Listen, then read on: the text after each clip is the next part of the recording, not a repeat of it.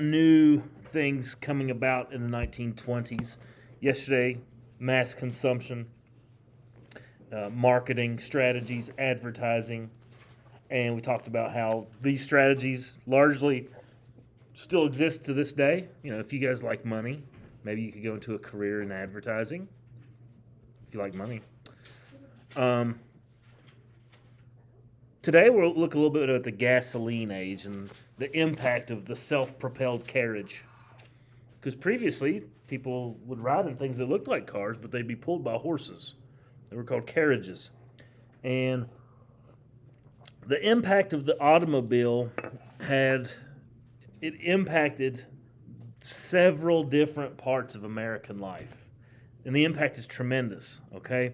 First off, a gigantic industry emerges, which creates lots of jobs, not just in automobile plants, but, rubber for making tires, glass for making the windows, fabric for making the seats. Not to mention the endless need for highway construction. To this day, we're still working on roads and building new ones. Don't forget the thousands of gas stations and mechanic shops that are going to be necessary. Garages. So new industries boomed. Did they have fancy cars like we do now? Initially, no, but within 5, 6, 10 years, yeah. Henry Ford, when he introduced the first automobile, which was called the Model T, he said you can get your Model T in any color you want, as long as it's black. What? That was the only color they came in. So, no, not very luxurious. Huh? Did people paint them? I mean, yeah, people try to soup them up as best they can, but, we're talking about not a very powerful engine in first ever automobiles, okay? But technology improves in the automobile just like it improves today. The petroleum industry got an explosion, as we mentioned, with Standard Oil. Oil companies and oil, like those things that pump the oil out of the ground, it's called a derrick. Oil derricks popped up all over America, Texas in particular, California, Oklahoma. Those states expanded wondrously, and the once wilderness frontier is now the industrial frontier. Other effects were widely felt, such as the ability to move perishable food in a more quick manner. People could get access to fresh fruit because once the automobile was created, it's not too long before they invent the truck. And you can truck large quantities of fresh food from places where you can grow things like oranges and citrus and truck it right on up to the cities of the north, which is obviously very important. And they could do it in a pretty cheap, at a pretty good price. So, countless new roads were ribboning out across the United States to meet the demand of the American motorist. Often paid by, these new roads were built by the government, often paid by taxes on gasoline. So the era of mud-slick paths ended as the nation began to construct the finest network of hard-surfaced roadways in the world. I'm not entirely for sure, but I do believe to this day we have more roads than any other country. And at first, the automobile, it was like anything else. It was a luxury to have. A luxury. Just like a phone or a radio or a television. But like most luxuries, those luxuries become necessities.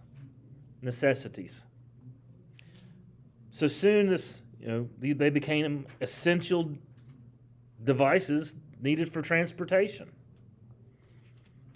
I couldn't work here if I didn't have a car. I don't live close enough to walk or even ride a horse. Yeah. You have to leave at 6 o'clock the evening before.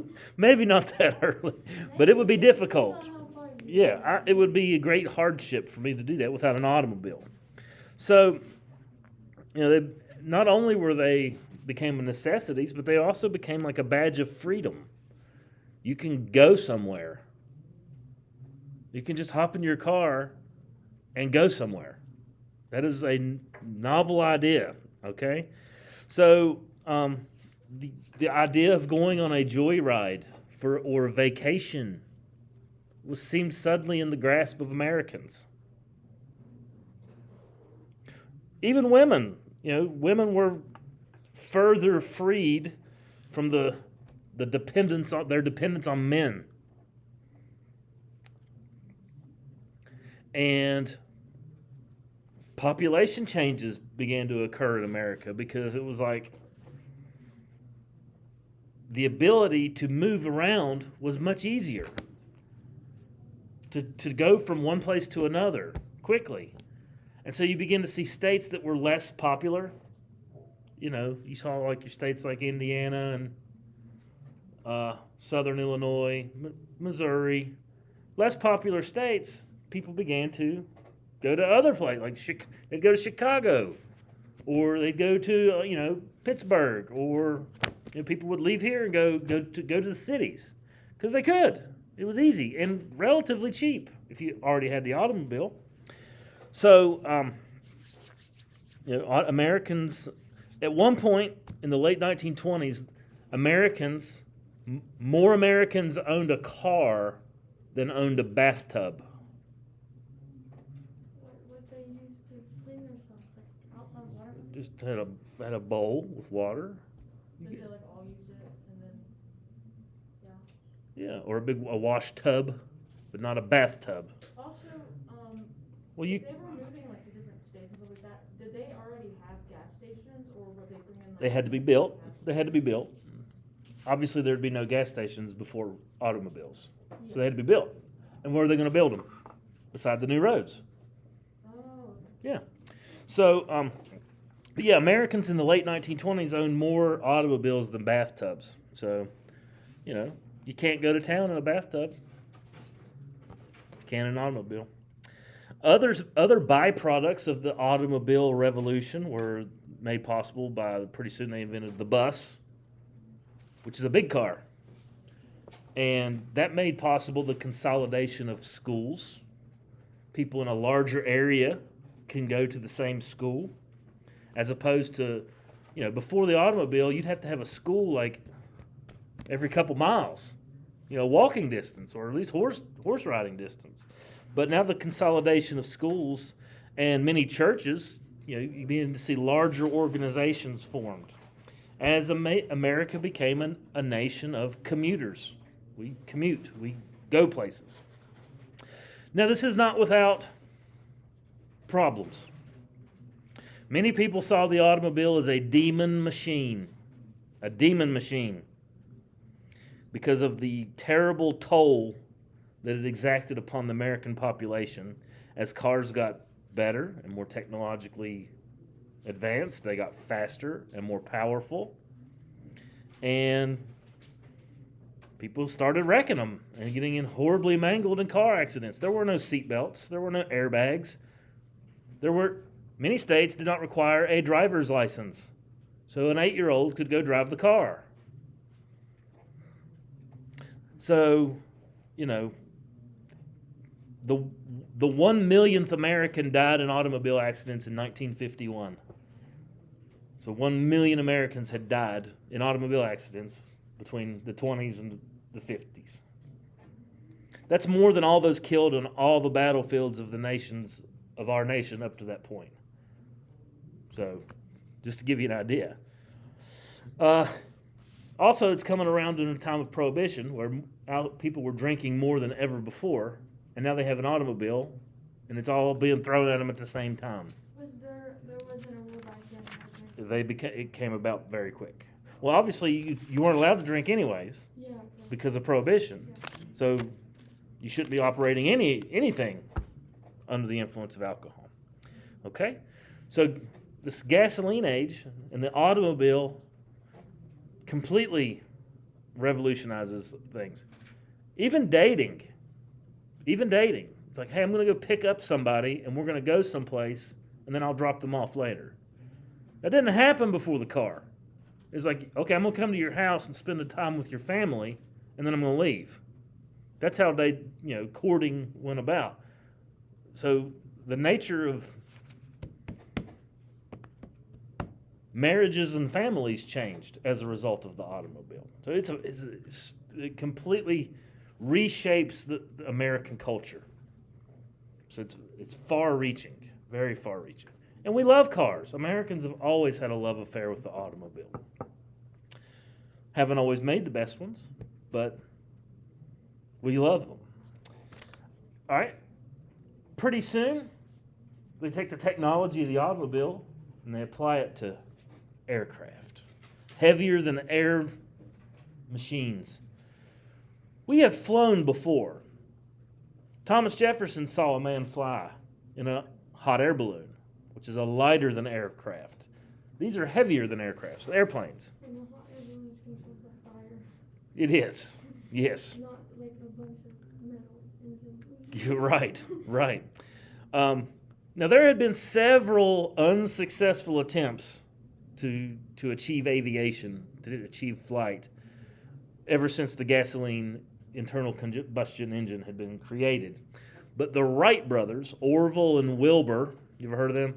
Yes, I did. Yeah. Oh, cool. They were the first to perform the miracle, and they did so where?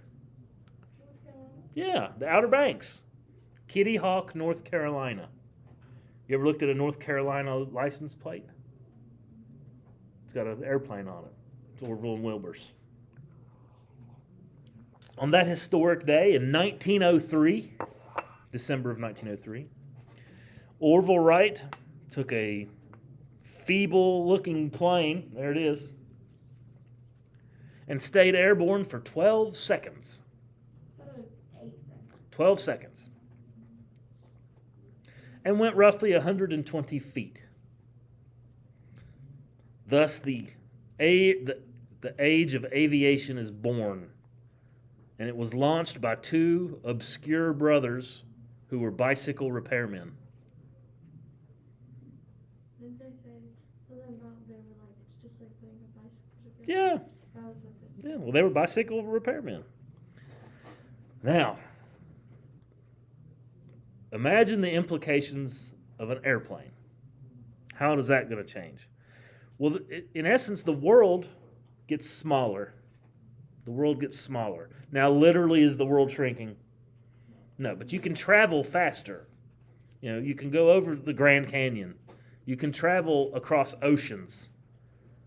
And that has massive implications for the future of America. In 1927, this man, Charles Lindbergh, just 24 years after Orville and Wilbur's first ever flight, he flies an airplane across the Atlantic Ocean. Just 24 years. We go from barely getting off the ground in like a flying lawnmower to a man starting in New York and landing in Europe in one trip without dying. He went from New York to Paris. Now, it was grueling because it took him 33 hours by himself, so it's not like he could sleep or get out and take a pee break. Did they have like radios like they do now? They did. And that's the next thing we're going to talk about. So, Charles Lindbergh, the flying fool, was the first to do a solo flight across the Atlantic Ocean from New York to Paris in 33 hours and 39 minutes. He was like the most famous person in the world after this. Everybody knew Charles Lindbergh. So, that's a big deal. Not to mention the impact it could have in war, because you can just send an airplane over a population of people and just start dropping bombs. Never even have to, get out of your airplane. You can kill people. That's a big deal. Also, what is America's foreign policy throughout much of the 20s and early 30s? Isolation. Isolationism. We feel that we can be isolated because of our geography. We're like an island continent. To get to us, you have to cross an Atlantic Ocean or Pacific Ocean. That's hard to do, but not with the invention of the airplane. It kind of, isolationism is done, especially once things like atomic weapons are developed. Our foreign policy of being isolated and staying out is over eventually.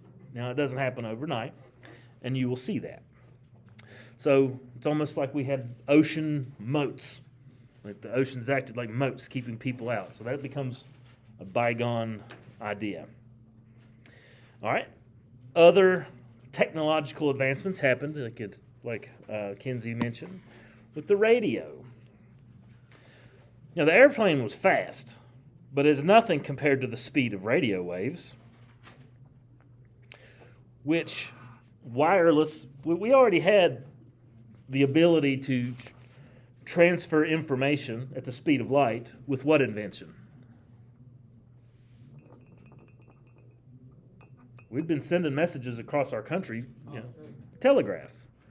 But that required wires. It had, wires. It was kind of clunky.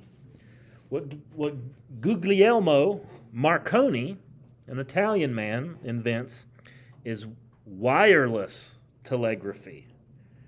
You can send a message without a wire, like a real text message almost.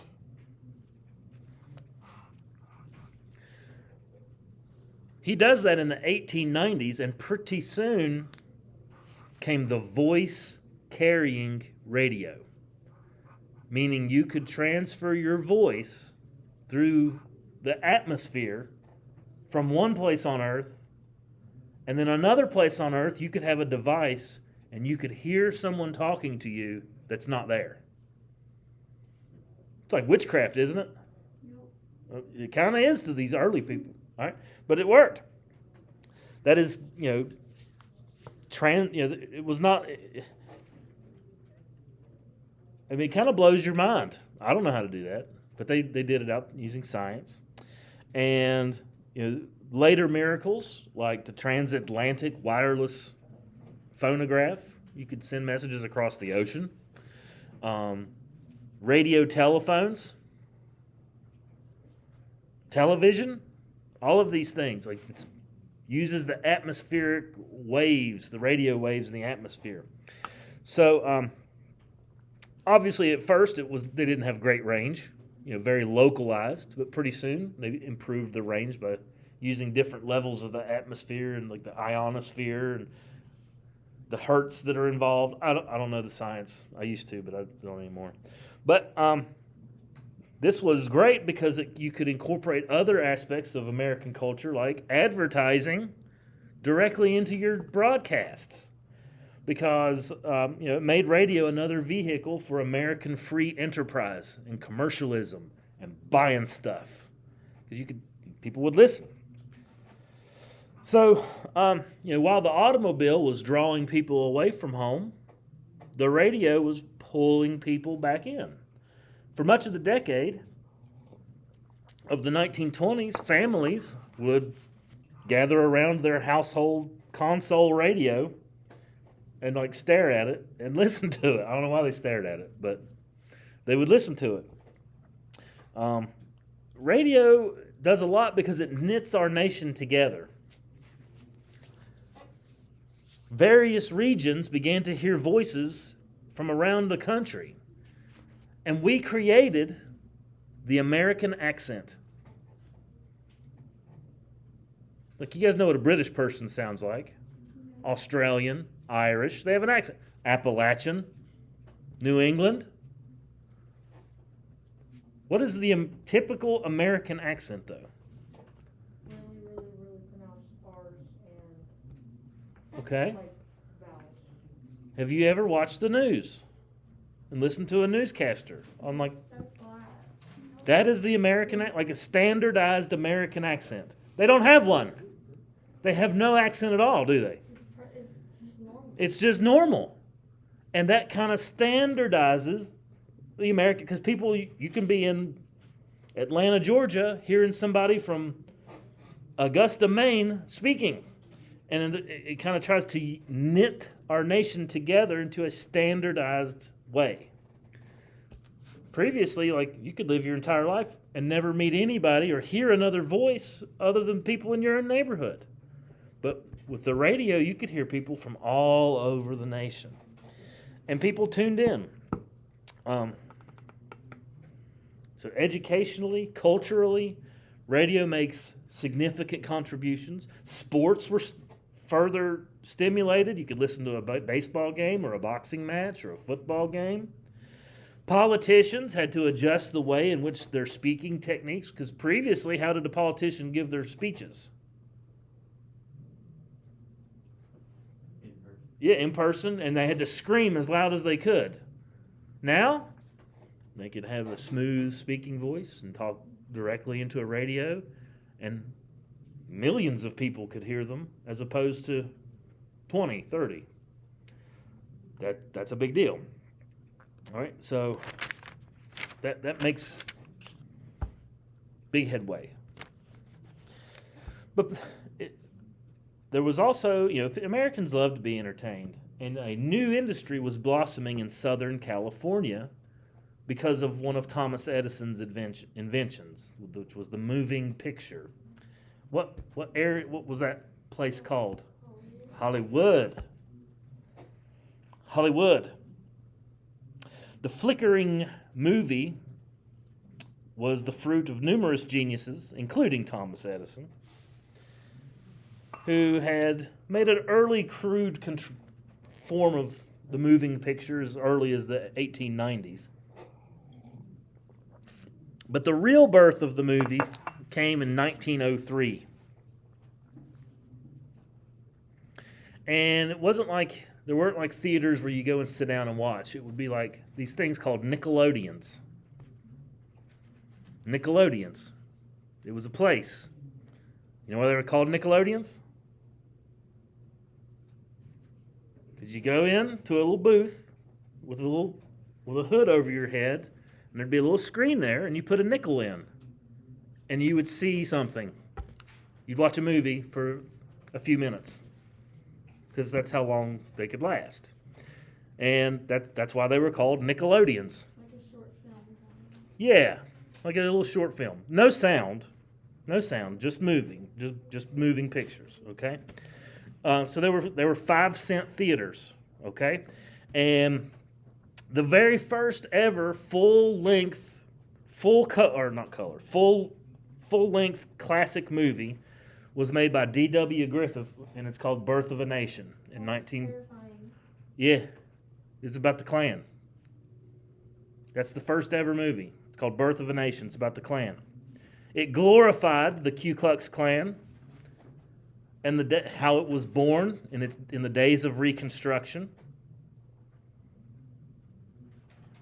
They refused to use black actors, and so this man's actually white who's been painted black. Come a long way in the movie industry, haven't we?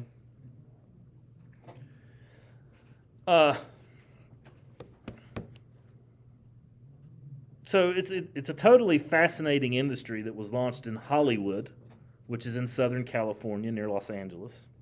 And it quickly became the movie capital of the world, and pretty much still is. It enjoyed maximum sunshine, which is nice. Early producers also wanted to play to the wants of the people, and so a lot of early Nickelodeons were pornographic in nature. Not necessarily, mainly just naked ladies. All right, not including the men, but just naked ladies. And so they would have these ladies, and they were called vamps. Vamps is what they referred to them as. Obviously, there was a lot of public outrage, as many of these Nickelodeons, that's what they specialized in, just the naked lady pictures. So isn't that kind of getting off to a rough start in the movie industry? Birth of a Nation, glorifying the Ku Klux Klan, and pornography. That's basically how the earlier movie industry got it going. World War I begins, and things begin to change a little bit. And a new era began in 1927 with the success of the first ever talkie. Why is it called a talkie? Because you had a soundtrack with it. Like there was sound. Like you could hear the person speaking instead of it just being like silence and then a screen that showed what they said, like subtitles. The name of that was The Jazz Singer, starring Al Jolson, who was a white performer who performed in blackface.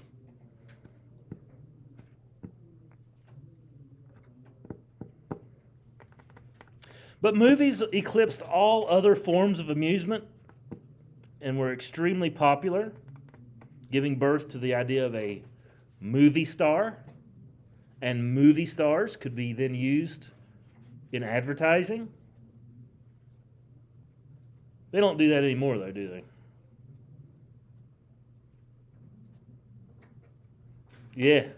Yeah. So, pretty dynamic decade, the 1920s. And all of these things, have an effect on people. You begin to see also, like after World War I, you see a lot of grotesque movies. People that have deformities, like the Phantom of the Opera. You ever seen that? Phantom of the Opera? I mean, it's this horribly mangled man. And a lot of this comes from the idea of you walking down the street and you see all these horribly mangled World War I veterans. So the Hunchback of Notre Dame, people with deformities, and they would portray this on the screen. Now, do you think there's going to be a lot of pushback against this kind of stuff in American culture? Yeah, well, who is the predominant force who's going to be pushing back against this? We've already talked about them yesterday, even. Church people. You think they're going to stand for their children to be around Nickelodeons that's got porn going and all this stuff? Of course not. So fundamentalist champions of old-time religion have tried to fight the devil with worldly weapons. Tried to convince Hollywood to make wholesome moving pictures for young people.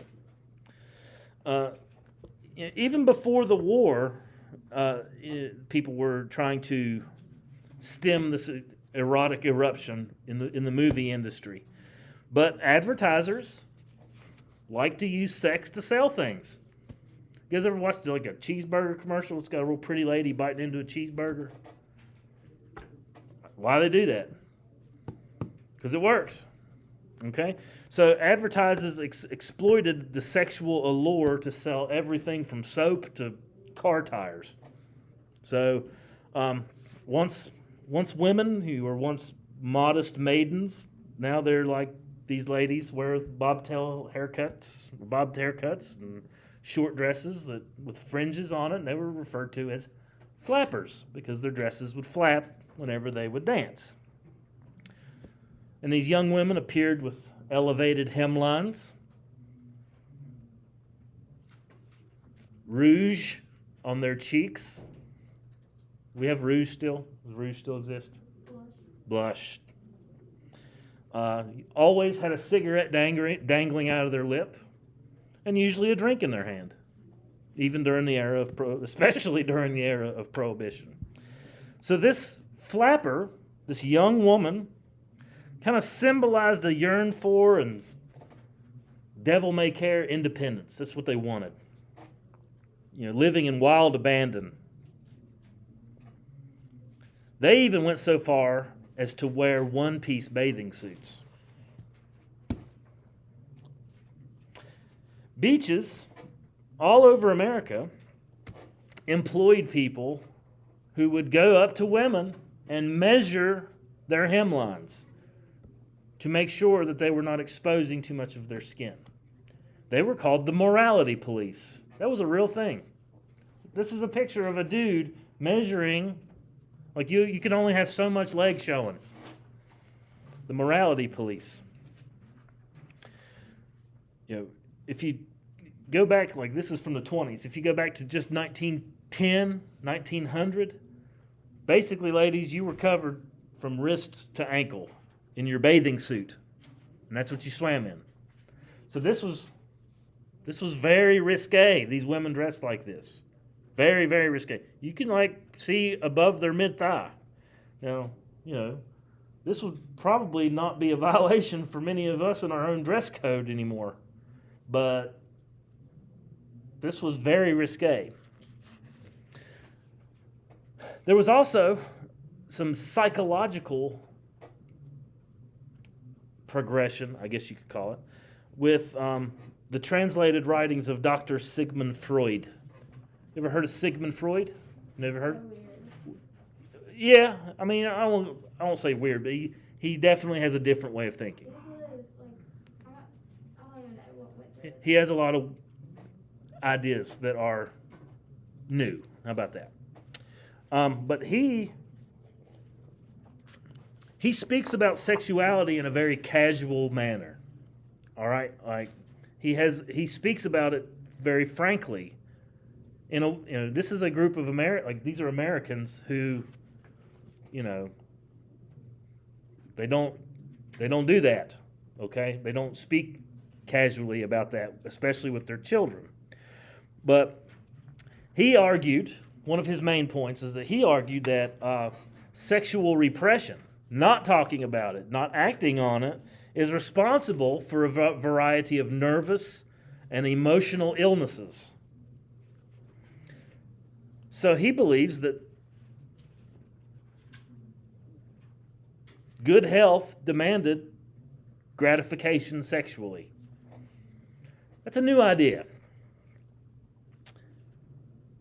What's the implications of that? Is it just for men? Just for men to have? Well, you can't really do it without, one without the other.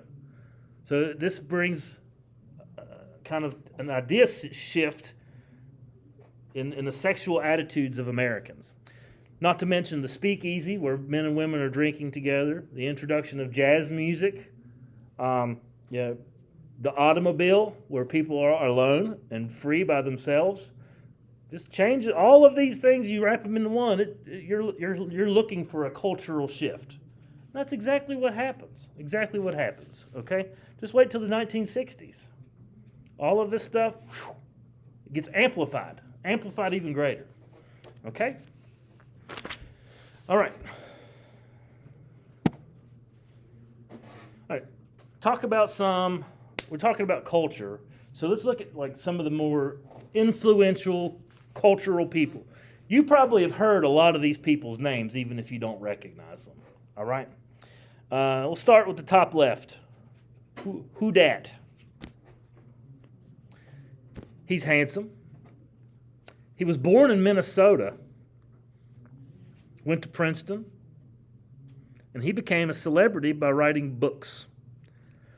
His most famous book has been made into movies recently, starring such American movie stars as Leonardo DiCaprio. Maybe you've even read this book in one of your classes. That is F. Scott Fitzgerald, who wrote The Great Gatsby. The Great Gatsby, which is a brilliant commentary on the American idea of the self-made man, somebody that came into money. Jay Gatsby, only to be destroyed by the power of those with established wealth and social standing. Poor Jay Gatsby. Next guy, top middle. Santa Claus there. You know this guy. You've heard his name at least. Ernest Hemingway. You ever heard the name? Yeah. He saw action on the Italian front during World War I. He's a veteran. He was among the most affected of these writers by the war from the horrific atrocities that he saw. Well-traveled man. Pretty serious drug and alcohol user. A troubled soul. Kills himself in 1961 with a shotgun. Poor guy. But he, he devises his own style of writing, and he writes about disillusionment of Americans to spiritually numb expat. Like a lot of Americans didn't come back from Europe after World War One. He was one of them. He didn't want to come back. He was kind of fed up with America. So he writes some books about that. But this guy, Bob Dylan looking guy. He's from Idaho. Probably the only person from Idaho we'll ever talk about this year. His name is Ezra Pound. Ezra Pound. Brilliantly erratic Idahoan who deserted America for Europe. Once again, another one.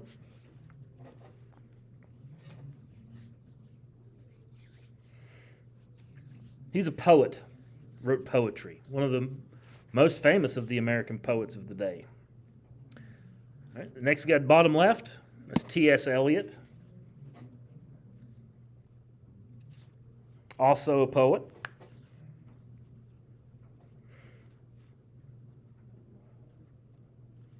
Wrote The Wasteland in 1922. If you've never read it, I recommend it. It's one of the most impenetrable and influential poems of the 20th century.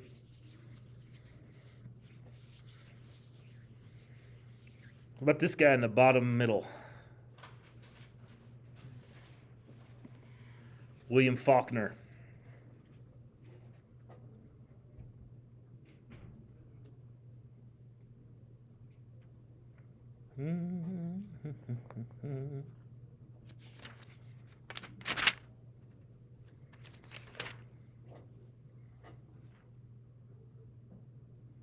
Maybe that's Robert Frost. I'm sorry. I don't remember. Robert Frost, you guys know him? You ever heard of him? He wrote, what is his most famous poem? The snow? It does have to do with snow. It's called The Road Less Traveled. He was born from San Francisco, and he writes about death and about choosing where to go. What about the final guy? Yeah, everybody knows Louis Armstrong.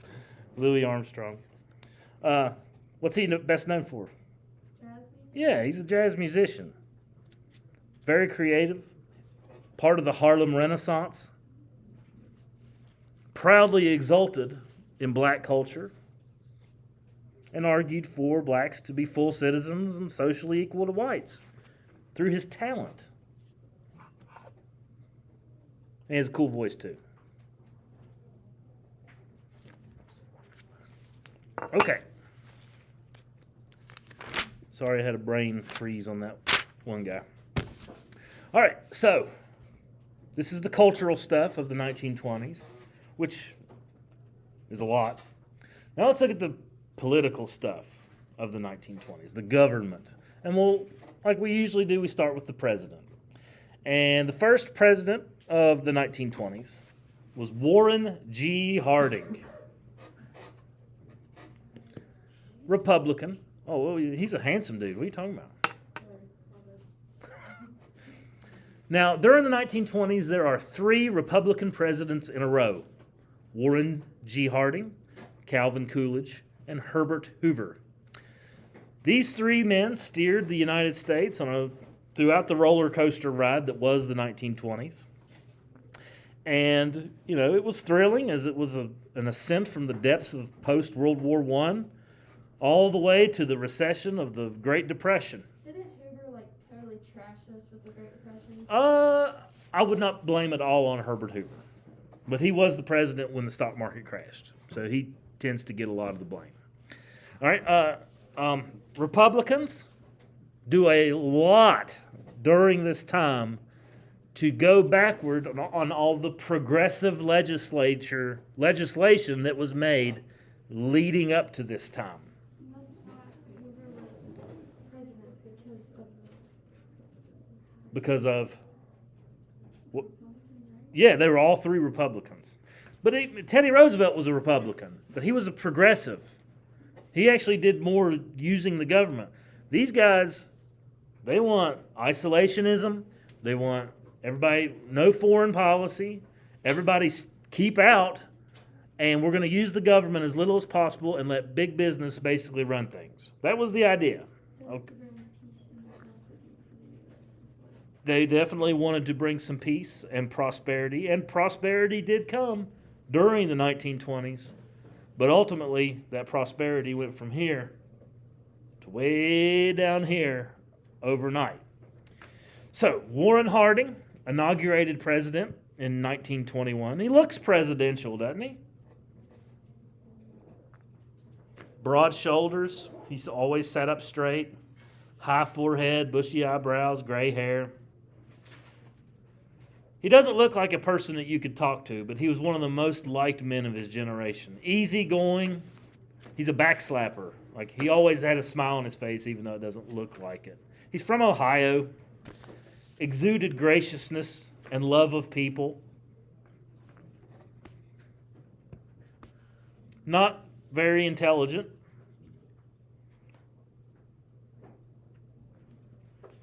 And unable to detect poor character in other individuals. Because he's a people pleaser. You guys know people pleasers, right? Do anything to keep everybody happy. He's the life of the party. Anytime there's a gathering, Warren is the life of the party. Everybody's happy because he'll do anything to please everybody. Not the best kind of guy to have as president. Okay? He kind of surrounds himself with other people who are like-minded. They're Republicans. But a lot of these people were also corrupt. And corruption is one of the things his administration is known for. All right? He's really unable to root it out. A lot of scheming amongst the highest levels of our nation. The Attorney General of the United States, senators, his own cabinet involved in corrupt dealings. And that's some of the things that we're going to look at next time we're together.